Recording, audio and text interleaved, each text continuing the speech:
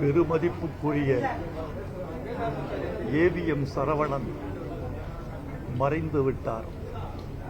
என்னுடைய 44 ஆண்டுகால நட்பு கண்ணாடி பேழைக்குள் கண்மூடி தூங்குகிறது.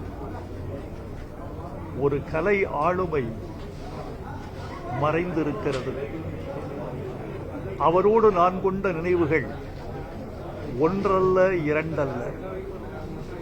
அவருடைய ஆளுமை மிக அற்புதமானது. அந்த வெள்ளை உடை, புன்சிரிப்பு, குங்குமப் பொட்டு, கைகட்டி நிற்கும் அழகு, அதற்குள் இருந்த அடக்கம். சற்று நேரத்திற்கு முன்னால் ரஜினிகாந்த் அவர்களோடு பேசினேன்.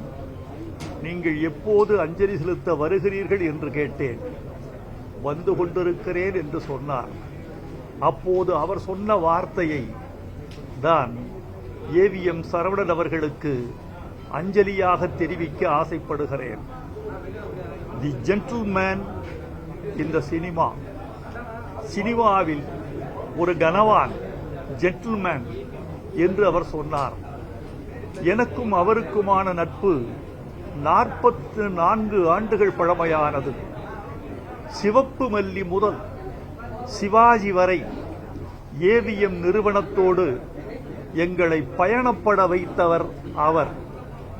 ஏவிஎம் நிறுவனத்துக்கு அதிகமான பாடல் எழுதிய பாடலாசிரியன் நான் என்ற அருமையான பெருமையை எனக்கு தந்தவர் ஏவிஎம் சரவணன்.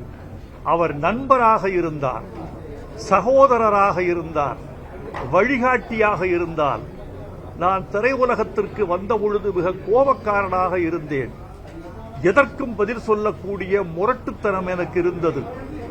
ஒரு நாள் தன் தனி அறைக்கு என்னை அழைத்து, இந்த கோபம், இந்த முரட்டுத்தனம் திரையுலகின் நீண்டகால பயணத்துக்கு ஆகாது.